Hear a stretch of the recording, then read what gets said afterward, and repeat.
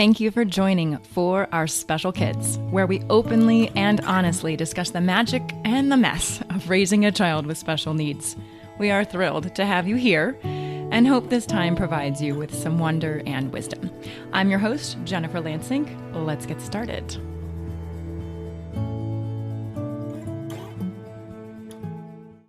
Before we get into today's episode, I wanted to let you know that I survived. And Teal survived. During the school year of 2021 and 2022, we had a Spanish exchange student who spent 10 months with us. I interviewed Candela a while back for a What's It Like episode, so if you want to know more about that experience, check that out. Anywho, she graduated from high school on Friday, and Alex and I, for the first time ever, left Teal for more than 2 nights. And for the first time, we flew away from her and left the country. And for the first time, I forgot my recording equipment, which is why this recording is a little wonky, but the actual interview is not. So to make it all even more exciting, Teal got pretty sick with a nasty cold before we left and missed school for 3 of the 5 days last week. And to top it off, she gave it to me. So why do I start today's episode with all of that? Well, first and foremost, this was an exceptionally valuable time away for Alex and me. We rekindled some neglected emotions. We reconnected on many things we used to talk about pre-Teal. We reignited a love of new things, and we reshaped some of the views we had been carrying around with us. This time together was so overdue. It would have been easy, so easy to just simply say, let's just have one of us go and everything will be easier. You go, I'll stay here. Or let's not add a day for just us and just keep it to the bare minimum time away. And I could have joined a day late to make sure Teal was completely over her cold. So many options to change the intentions, which would have eventually changed the outcome.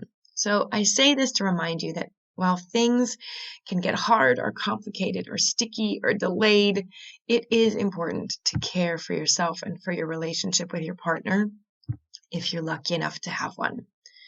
All right, Sara England in today's Meet Amazing episode really highlights how important it is to make those tough decisions for self-care. She talks about layering on of habits and not getting overloaded by trying to make too many changes all at once, which is a really good concept. And really how that 20-minute pause for yourself, for the self-care of any kind, can be something that keeps you connected with your partner, makes you a better parent, a better daughter, etc. And it can be really one of the most important things that you do all day is take that 20 minutes. So I hope you enjoy and let me know what you think. I am with Sara England today, and she has graciously joined us to be part of the Meet Amazing series that we're doing again. And I wanted to quickly introduce you to this amazing woman, and then we're going to have her tell us her story and give us all sorts of inspiring things because, wow, is she inspiring. So here we go. Sara England is a proud mom of 3 kids, Maddie, who's 9, Noah, who's 6, and Sam, who is 4. At birth, Sam was considered a micro-preemie, born at only 25 weeks, and he also has Down syndrome. Sara is a nurse by trade, but that title quickly changed to stay-at-home mom after she had kids. Raising 3 kids, one of which with special needs, turned Sara's whole world into a whirlwind. For the past 5 years, Sara has been a true advocate, not only for her own children, but for all children. She started sharing all the real and raw moments of raising a child with special needs, and Sara loves to share her story by helping other special needs moms go from just surviving to thriving in her course made just for moms like herself. Sara is married to Pat and is a lover of all things coffee, wine, and wellness. Sara and Pat live in the Houston area. Thank you so much for joining us, Sara. Thank you so much for having me. I'm so excited. Okay. Is there anything better than coffee, wine, and wellness? It's like my, I don't want to say daily because I'm trying not to drink wine every day. I know, me too. I'm really trying. No, but it's like my trio of things that make me happy, I guess you could say. So true. I know. I just recently went to a naturopath and got all my blood work done. And about a month before it, I started like trying to take like 3 days off a week, not drinking wine. And truly, I don't drink it because I need it. I drink it because I really just like the taste of wine and I like having wine with my dinner. And I just do. And so when I sat there to get my blood test results, I was like, how's the liver? Let's talk about you, not me. Jeez Louise. I'm like, let's talk about me. Okay. So 3 kids. 3 kids. I love how you really do kind of embrace the magic and the mess of what we talk about. You know, before we started recording, we just had this good conversation about it's hard and it's not all peaches and cream and it's not all magic. So will you talk me through when you found out, first of all, 25 weeks, Teal was 32 and she was 2 pounds. How big was Sam? So he was 1 pound. Holy jeez. Will you talk us through that? Yes. So we had a prenatal diagnosis with him. So maybe I should back up a little bit. Let's back up. So it was really difficult for my husband and I to have kids. I had a miscarriage before my daughter and then 2 before my son, Noah, was born. And so it was just a lot. And so after he was finally here and I was trying to heal myself and become a mom of 2 kids, and we can get into that whole, and because that's really what started me taking care of myself, was hitting that rock bottom. Yeah. Because when you can't get pregnant or you're having trouble and you're struggling with infertility, like it really messed with my just everything, because it was so difficult. It was such a difficult journey. And so once he was here, I was like, I can't do this again. Like we were done with 2 kids. You were referencing Noah. Yes. That you were done. Okay. Yes. After our second, when you have a plan, they say like God laughs at you or something, whatever that quote is. I'm like, because basically we had a plan to have no more children. My husband actually had a vasectomy scheduled. And like a week later, we found out I was pregnant with no. About a week after my son's first birthday. So Noah and Sam, and because he was born so early, they're like 16, almost exactly 17 months apart. Not only did I not know I was pregnant, he's been a miracle from the start, because I had always, in order to have a successful pregnancy, had to be on a slew of things like the special kind of folate. I had to take Lovenox injections, like the blood thinner injections. And me too. All the things. Yes. I wasn't doing any of that. And I didn't find out I was pregnant till 7 or 8 weeks. And usually that is the time that I would have always have miscarried. So the fact that I go to the doctor, our fertility doctor, because I found out I was pregnant, I immediately called her and she's like, come in immediately. I started the shots immediately. And she was like, everything looks amazing. It's a miracle. And so she's like, we're going to start doing all the things we've always done, because that's just what we're going to do.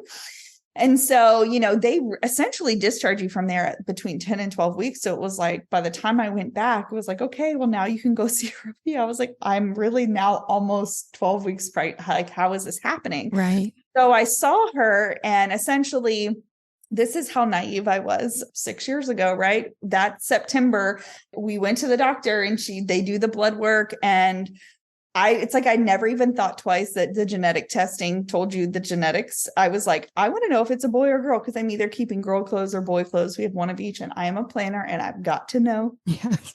And so about 4 or 5 days after those tests, I'll never forget, I was sitting on my couch. My husband was traveling. I was watching Gilmore Girls, and our OB calls me, and she calls me, and she's like, Sarah, I have to tell you something. So your blood work came back, and I want to say it was like a 50%, 56, I think, % chance that your child has a chromosomal disorder. And I was like, what does that mean? And she's like, well, it could be that he has Down syndrome. And I was like, this is a joke, right? Yeah. I mean, though, in every sense of the world, your world comes crashing down. Everything that I believed or thought or found safety in was gone. I had a 14-month-old, essentially is what he was, or 13 months at the time. I had a 13-month-old and I had a 3-year-old. And I was like, I can't be a special needs mom. I know nothing about this. This doesn't happen to us, And so I remember having to call my husband and tell him this. And so everything just happens in slow motion, because after that, we get pushed to a maternal fetal medicine place. We go in for the nuchal translucency, where they measure the thickness on the back of the neck. And of course, his was high. And that was really the only marker that he had at the time. But apparently that was so off-putting to these doctors that they told us that it wasn't a healthy pregnancy. If I carried him to term, he would probably be stillborn. Like, very false information. I'm not going to say the name of the hospital, but it's a pretty big one here in Houston. So for them to give somebody who's a prior nurse, who is already medically informed of things.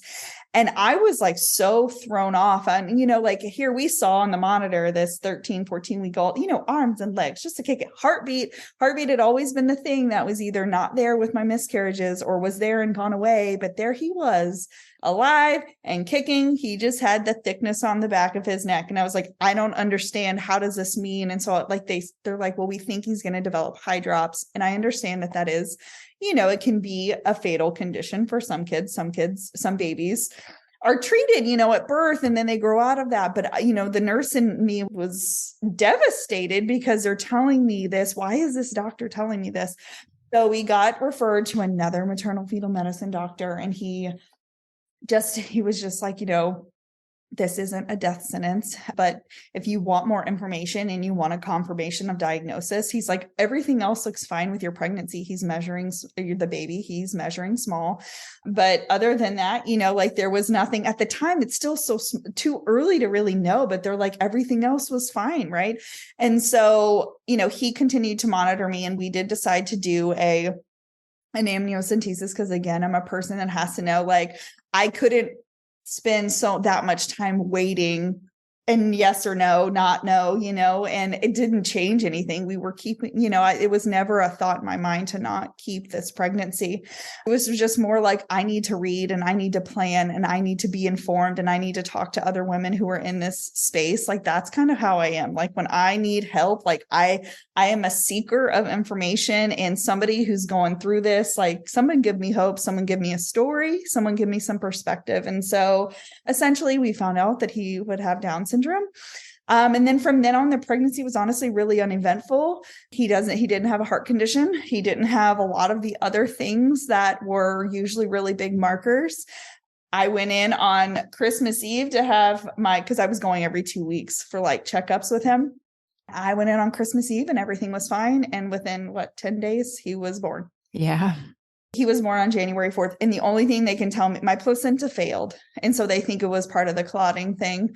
But my placenta never failed with my other kids. It was completely healthy. And I know placenta, like just the way that it's made when a child has Down syndrome, it's probably, I don't want to say unhealthy, because I don't like the way that sounds, but like it's different, right? The genetic makeup of it is different. So maybe it wasn't as thriving as they thought. But when I felt decreased movement, and my OB was like, you have 3 kids, he's your third, so you're just busy.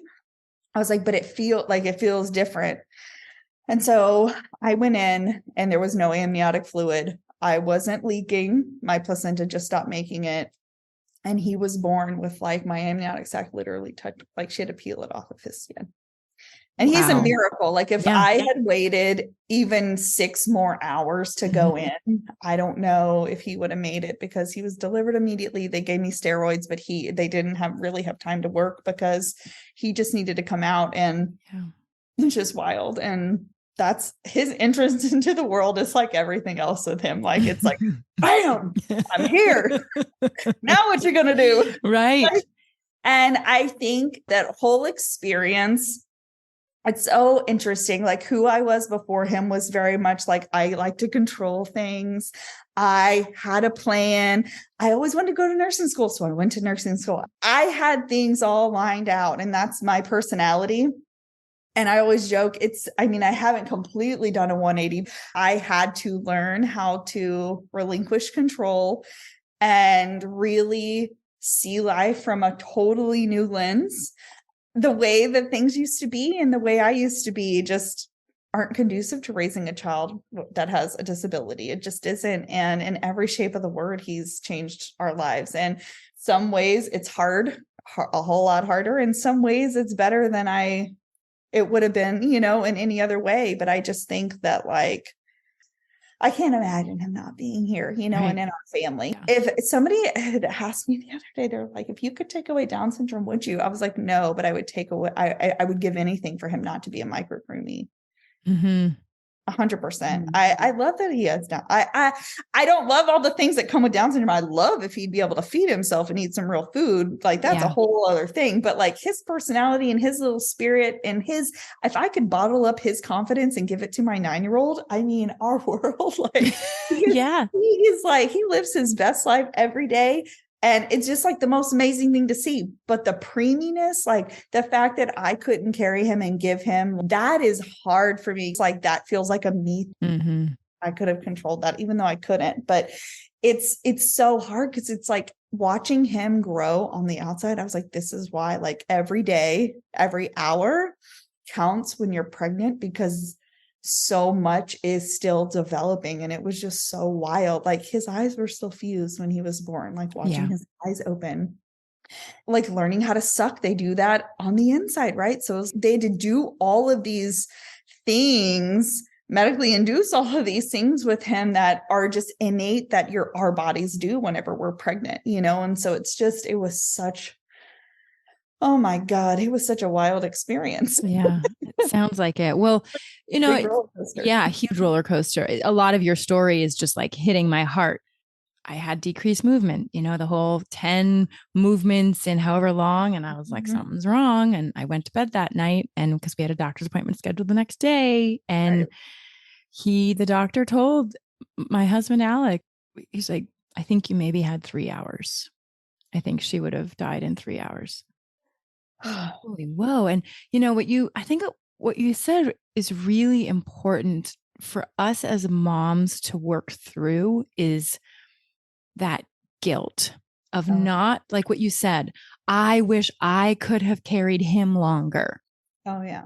I wish I could have carried Teal longer. I everything in my power wishes that she had been happy in me and thrived within me. And yet I also have to realize that Teal came out when she decided to come out. Mm-hmm. Sam said, Mom, you need me out more than you need me in. Yeah. And I think Teal did the same thing. Teal's like, nope, it's time for me to start having my impact on the world. It might not be your plan. It might not ever be your plan ever again. Right? I have no plan. Happens. It's all Sam's plan. Exactly. It's all Teal's plan. Literally. I'm like, well, okay. It'll all depend on how she's the happiest kid in the whole world. Sam is too. And like you said, if I could bottle that up, she is magic. She is telepathic. She is a healer. She is intuitive. She has a profound impact on this world. But I believe that every child with a disability has the job of actually lifting us all up. We're the ones who are down here in the trenches. Right. And it's these little people that are like, dude, really, Mom? I know. So not important. Like none of this is important. And Teal tells me that, like telepathically. She doesn't talk yet. She's totally talking, but not quite sure what's coming out of that mouth yet. Right. But yeah, I mean, I love your story. Thank you so much for sharing it. And whoa, he was meant to be here. He was absolutely meant to be here. How long was he in the NICU? 147 days. Jeez Louise. Moms know their exact number, I'm sure. Like the exact day. And then we were home for 2.5, 3 weeks. And then he went back to the PICU for 33 days. Oh, goodness me. How was that as a mom? That was worse. Those 33 days were worse than the 6 months, 5.5 months we spent in the NICU, hands down, because we got a taste of being home.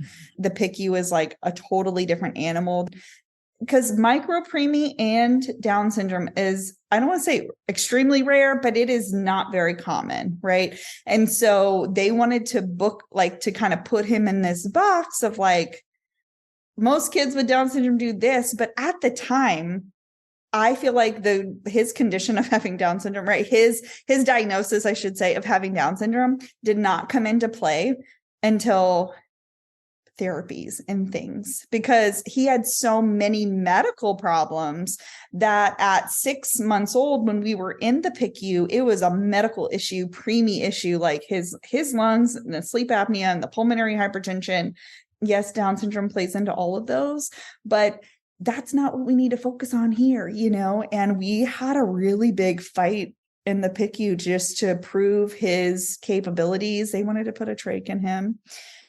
The whole thing was he came in because he needed an increase in oxygen. Turns out he just needed to be on BiPAP to sleep because he had extreme sleep apnea.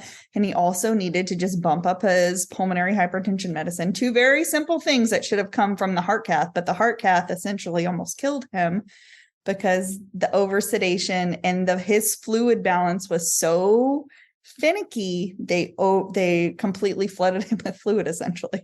And like back on nitric, the whole thing in the PICU, which was so traumatizing going back to that scenario. They were making rapid changes. His body needed a day to recover from one vent change, and they weren't giving him time. And it was we had advocates. I was a crazy woman all over that hospital. Good. I'm like, this is not happening. We walked in here on 1/4 of a liter. You need to figure out what's happening, because I'm not doing that. And they tried to tell us that a trach's no big deal. It's a life change for your entire family. And we had 2 other kids. And I'm like, this is not a decision that I'm making just because you think he needs this. On what basis, And I know the nurse in me definitely has a stronger advocacy with all the things with him. And it's a blessing that I have that background, truthfully. But it was a very stressful time. It was a hellacious first year of his life with all of the medical complexities. And so, hey, he's 5 now. I want to say it was COVID year. We got rid of his BiPAP. He got rid of his sleep apnea. We had our preemie bubble for a long time. And then that went straight into the COVID bubble. And honestly, that length of time of us quarantining was just really good for him. Like he made so many strides with his lung growth and being able to come off of things, as hard as it was for us to still be trapped at home. Because it was like right when he was getting healthy enough for us to take him all these places, and COVID happened. And I was like, okay, well, this extra time is going to be good for him, because in that fall, he started his little preschool and then started getting so much healthier to where we knocked some of those medical diagnoses off its plate, which is nice. I'm like, pulmonary hypertension is the worst. I'm thankful that we've been able to move on from that. I love how you mentioned the medical background helps you become an advocate. Yes. My mom is a pediatric nurse practitioner, and being involved in the medical world, you don't have, or at least I didn't, it sounds like you too, I don't have as much qualms, I guess, with saying, hold on, why? And maybe that's just one thing that we can empower other parents to do if you're not already, because I would imagine every single person here is an advocate for their child. However, I think it is really important to understand the why, and not just the first time. Asking the why like 10 times. Different people, different way of phrasing the question. I do think it's really, really important, because there were things that they wanted to do with Teal. And I'm like, but why? What will change as a result of doing this? What will change? Or what will you find that will help us determine something different? And a lot of times they came back and said, nothing. Yeah. Like, then why are we putting my daughter under to do an MRI? Like, why? Right. So that's something, maybe a little tidbit that people can take away. It's like, help me understand why this will change our life moving forward. And sometimes there's really good answers to that, but sometimes there's not. Right. Absolutely. Asking questions and not being afraid. Just because they have the degree behind their name doesn't mean they know your child better than you do. That's exactly. Yeah. Just because Sam had Down syndrome next to his name in his chart, this group of doctors thought that they had his number, that they knew all the little things, but they really didn't. And so it was up to us to stand up. Is it exhausting? Yes. And I understand that it just gets exhausting having to explain and having to fight, but I don't regret it. Right. I would do it over again in a heartbeat, because our life would be so different if we had listened to them. Yeah. It's our protocol to trach a kid on day 5. I'm sorry. Protocol schmotocol. I know. Okay. Throw that So protocol out the window. yeah. So you are also an advocate for yourself and Yes. self-care. You post lots of videos on Instagram of your amazing workouts, and it's quite inspiring. I told you earlier, I worked out this morning just in case you asked me. I don't generally ask people if they've worked out today. So you're safe. You could have spared yourself if you didn't want to do it. No, I love it. I feel so much better when I work out. Yes. And I know that's one of your big things. And I know that if I don't feel good, I can't take care of my child to the best of my ability. So talk with me a little bit about how you got on that journey and what you found since being on it. So it really started after my son, Noah, who is our middle kid. I was home with these two small kids. I was wearing my husband's t-shirts to go pick up my daughter from preschool. And I'm like, what is happening to me? I just didn't feel good. And I just started to be aware of that. And I think sometimes we normalize a state of exhaustion. We normalize a state of just feeling like crap. Well, I'm just busy, or life is just hard, right? But I feel like self-awareness is the first step into changing any kind of habit.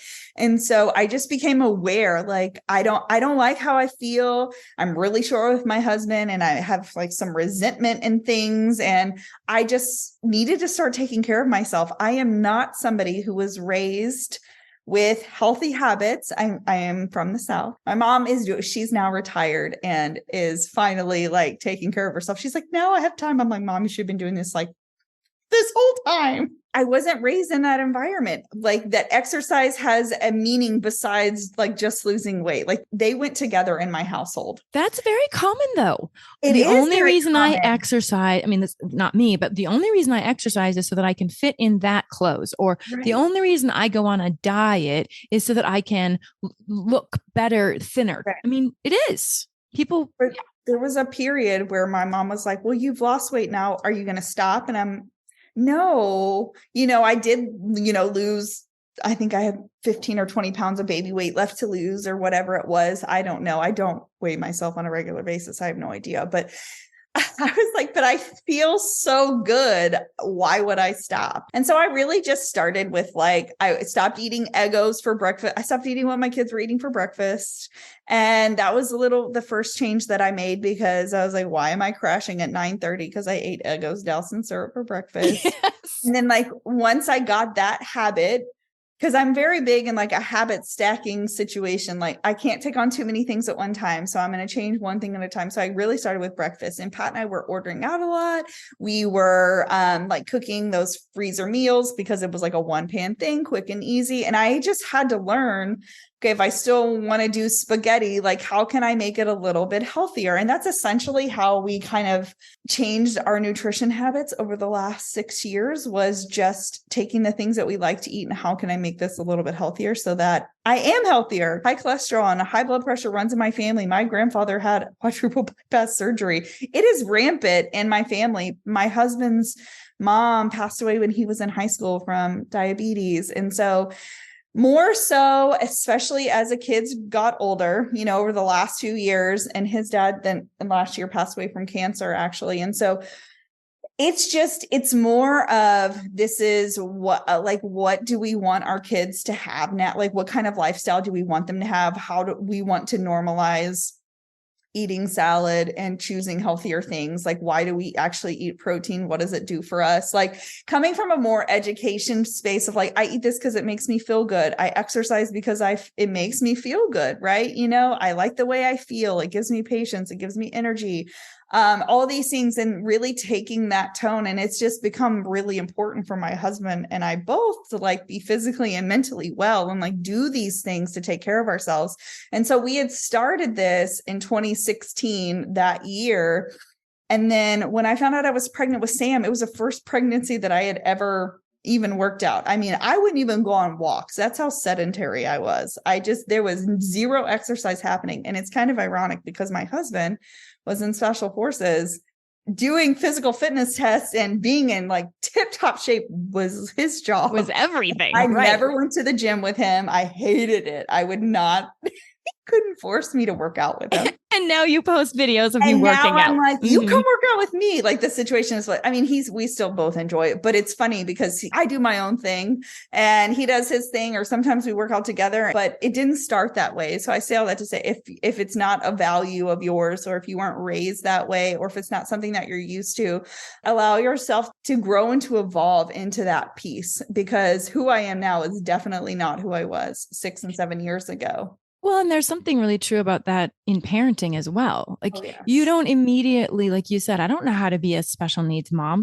Right. Well, nobody does. You learn. It's slow. You learn how to become an advocate. You learn how to ask the questions. You learn how to do feeding tubes, or I mean, there's so many things that we have to learn, but it is baby steps. And I mean, no joke, there are days that I don't get a workout in and I'm like, well, how many times did you go up and down those stairs? Okay. Teal's not doing stairs yet. So how many times did I pick up a 35 pounder and run up the stairs, and, or maybe not run, but carefully walk up. I don't want to fall. But then we have 3 flights of stairs and then another flight to get into our house. I mean, so I think it is important to say that it's baby steps. It's moving more. It's just moving more. It really is. And when I found out about Sam, and then after when he was in the NICU, it was just part of my survival. It was 100% not something to lose weight, because with him, it was, I mean, there was a lot of this. I would get going and then he would have a really bad week in the NICU and I wouldn't exercise because maybe I was there and I was too mentally exhausted. I think the all in, all out mentality kills most people's motivation and discipline. And if you can attach a bigger meaning to why you're doing those daily things, you're going to find yourself showing up more often. Sure, I eventually lost weight from being pregnant with him, although it wasn't very much because he was a pound and I was 25 weeks.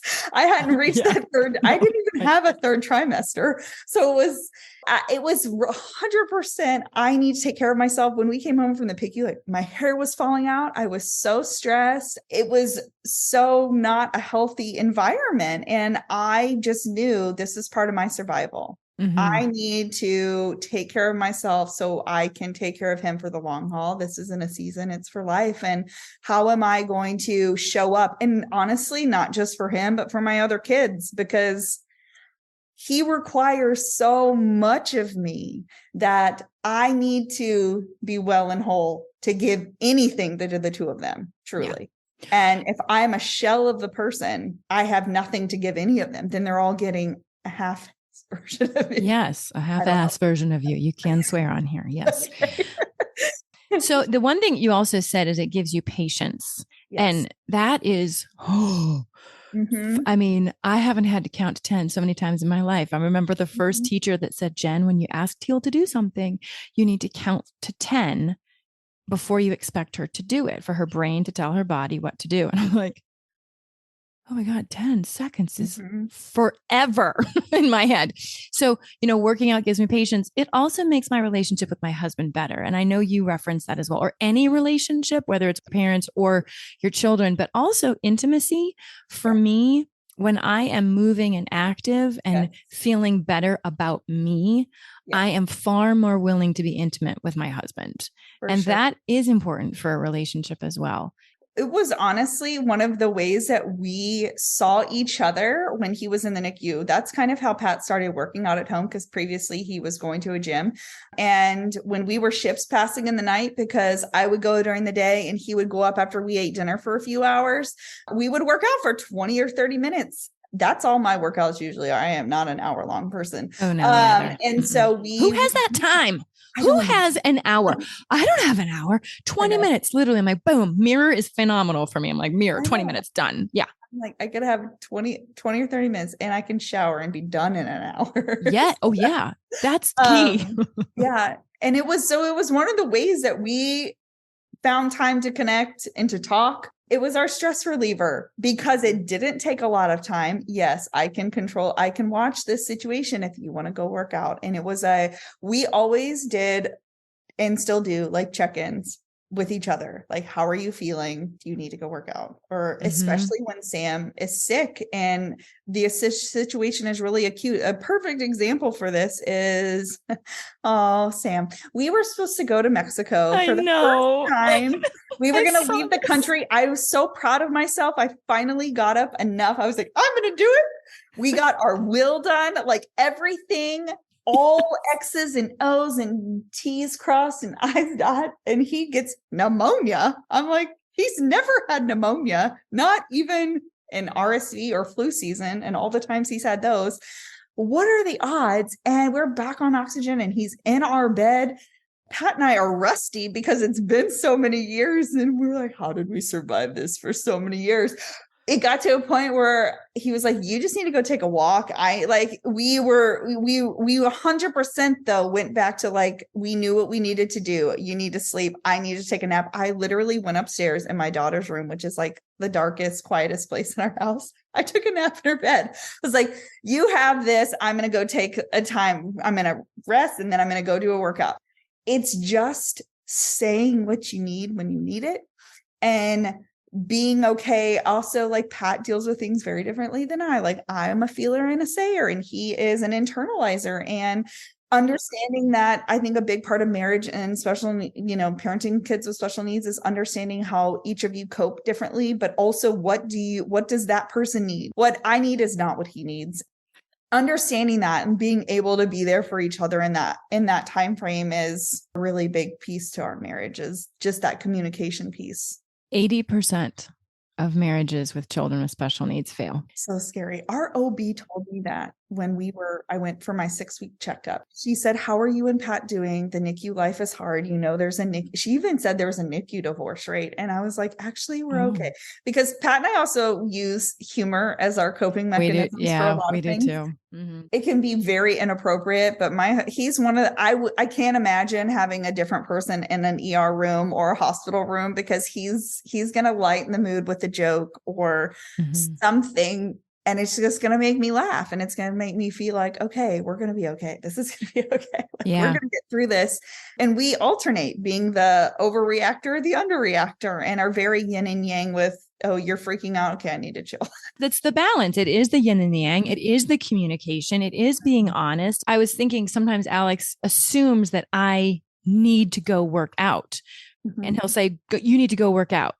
And sometimes I need to go meditate. Yes. And I actually, because he kept getting mad at me for not working out, because at that point in my existence, I didn't want the 20-minute workout. I needed 20 minutes of deep breathing and journaling and quieting my mind and going into my spirit team and talking with them and asking for advice. And whether it's whatever you call it, if it's prayer or if it's meditation, or I don't care what you label any of it. I don't care if it's God or source or universe. I don't care. I needed the spiritual time. During that moment. And so that's also something, because we actually got into arguments. He's like, why don't you work out when I tell you you can go work out? And again, he sounds like he's so controlling. I tell you to go work out. No, that's not how he is. But it's also saying, in this moment, within this season of my existence, A, B, and C are the most important things. I'll get to D, E, and F later. And the balance, the yin and the yang. I think it's a beautiful thing that you and Pat have. And I hope people are really taking away some good little notes. Thank you. I think a big piece to the cliche self-care term is, especially for parents of children with disabilities of any kind, it's that, what do you need to be well and whole in that moment? And asking yourself that, because one moment it's going to be an exercise. One moment it's going to say, like you said, I need to go outside. I need to be in nature. I need to go for a walk. I don't even need earbuds. I need total quiet, me and my thoughts. Right. And I think when you can maybe make a list of, I'm going to sit down and I'm going to write down things that I can do that I know that will make me feel good. So that when you're in the middle of an overwhelm and you're in the middle of a burnout season, it's like you have a list of what is like 1 or 2 things that you could do. Because whenever you're in a state of turmoil, your first reaction, especially if you're not used to taking care of yourself, is not going to be, what can I do for me today?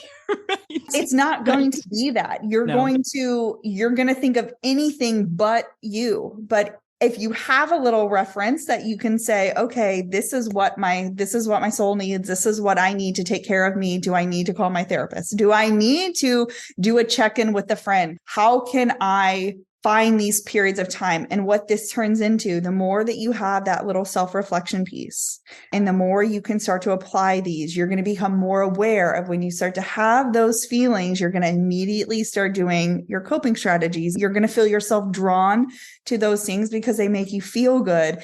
It's just really building up your resilience, because this life is not easy. Mm-hmm. There is so many times that I just take a deep breath. Why? This is so hard. It is hard. It's not like it doesn't make it easier is what I will say, but it makes your ability to cope with it easier. It's not going to change the severity of your situation, but all it's going to do is build up your resilience so that you feel more capable and confident in your role as that parent. Getting all hot and bothered. Cause like, no, it's so true. Yeah. It is so important to have that list. And it doesn't have to be 20 things. It can be 5. Yeah.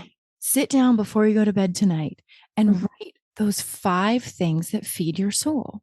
Right. And 5 things that take 5 minutes. Maybe it's a 5x5 list. I was just, a caveat is these 5 things cannot be cleaning a house. No. The 5 things are not self-serving to your household or to other people. I'm so glad you said that. Because I have people be like, I can organize a closet. That sure you can, but that is not what your soul needs. I do need a clean closet. My soul would be really happy with a clean closet. Right? So it has to be for you. Love that. Oh my gosh. This has been just fantastic. I'm going to go write my 5x5. Woo-woo. And I'm going to put it on my refrigerator. So then if like my husband sees that I'm freaking out and needs a whatever, he can be like, hey, Jen, maybe one of these 5 things would be good right now. And I'm like, oh, right. Okay. Ooh, and I'm going to have him do it. I actually read this. I would love to get your thoughts on this. I read this the other day that the stress hormone, cortisol, people, caregivers that stay home with their children. Now, we're not talking about children with special needs or disability or handicaps, like just being a stay-at-home mom. Right. 98% higher cortisol levels than someone who actually goes to a job. Oh, for sure. And I'm like, yeah. And cortisol is also why we gain weight. It's also, and working out and taking care of yourself lowers that cortisol level. So woo. Yeah. That was really eye-opening to me. And I definitely proceeded to tell my husband. I was like, hey, by the way. Oh, for sure. My husband is very good about when he walks in the house, especially during that time, like when Sam was really sick, what do you need? Because I was like, I need to go sit in the car for like 10 minutes in total silence and nobody talked to me or touched me. That is also self-care, sitting in your quiet car. But you also said nobody touch me. Okay. That is so true. With little kids, Maddie and Noah were so tiny. It was the touching all the time. All the touching. I know. And then your husband wants to touch you at night. You're like, no, I need a separation. I always tell him, I'm like, there has to be a divider between when I'm mom and walk out of the room and when I have to be touched by you. like I need a period of time. There has to be a spacer. Yes. Oh my God. I have to change my thinking. Oh yeah. Different touch. Okay. Very different touch. Yeah. But him being home during COVID and working from home, he got to see all the things. And I think not that he didn't appreciate what all happened, but he understood now the load of it all and how stressful and how you can't get anything done. And, all the demands of the tiny little people. It just created more of an understanding, I think. Appreciation. And a true appreciation for the work and the load. And also I will say, like, it came a point when especially when Maddie and Noah got bigger and they had more, when she went to elementary school, Noah's now in elementary school. There's a lot. It's very chaotic with the amount of teachers and lists and papers and things. One other big piece of advice that I would give is to just let your spouse help more, take things off your plate. We don't have to be the caller of all the appointments just because it's what you've always done. This is again for life. Pat has taken Sam to the ENT now, to the to almost all of his specialty appointments without me being there. Obviously, if there's like an important note, I will tell him. But in order for me, my load to be lightened, which ultimately it did over the last few years, because it was it was too much for one person to handle. And that's ultimately what COVID taught us, was like one person cannot handle all this, was how do we divvy up things instead of it being one kid's responsibilities falling on one complete parent. Like we just are in communication on all, like I keep him in the loop with all things. And so it's allowed him to be able to go to the pediatrician with him and speak intelligently and know the medications that he's on and know the things. And I think in terms of my quality of life, that helped tremendously. And I know not everybody has a partner that is as able and willing. Correct. But what I will say is that the big key piece is letting them figure out their own way to do things and being okay with it being different, because I am a controller. So this was not an easy task for me. I just have to walk away. And I have a funny story when Sam was on oxygen and he had a pulse ox on his foot, and then he had a feeding tube and oxygen, all the tubes with all the clothes. How do we do this? I had a very specific way to make sure everything wasn't tangled. He also had his own way, and they were not the same. And I was like, nobody can see you, but you're like biting your lip. I have to bite my tongue just because he's not taping it the right way. It didn't come off. He did it his own way. I physically had to remove myself from the room. Why do I need to start a conversation or an argument about the way he's doing things? And so often we want help, but we don't want to relinquish the control. Yes. In a way, we're causing our own overwhelm because we're making the bed we sleep in, for sure. And I have gotten really good at asking for help and really good at saying, I don't need to do everything. I just don't. And that is a big piece of also self-care, truthfully, because I think it's all encompassing of setting boundaries and asking for help, as well as taking care of yourself mentally and physically. It's a big piece for me is not overloading myself and really being aware, doing a check-in, like asking myself, what do I need this week? What do I need help with? That's a really big thing for me. My parents, I'm thankful they live so close and they help us a lot because Pat travels a ton. Like he's going out of town next week, and he's going to be home for Mother's Day. But I'm like, that week he's been gone all week this week. He comes home today, Sunday through another Thursday. And I was like, I booked a facial like Wednesday. I was like, I'm doing something for myself. So I have something in my mind. I'm already thinking about that because I know he's leaving again on Sunday. Yes. I was like, this shit's for the birds. I am going to be so tired, but I have that on Wednesday to look forward to. I have something for myself to look forward to. That's a great point. Having something, a little carrot in front of you. Yeah, it is true. Whether it's a mom's meetup or a phone call or a coffee date or something that you enjoy looking forward to. Tell me a little bit about the caregiver burnout resource that you have. Yes. So it's essentially a little toolbox of things that I have learned over the years.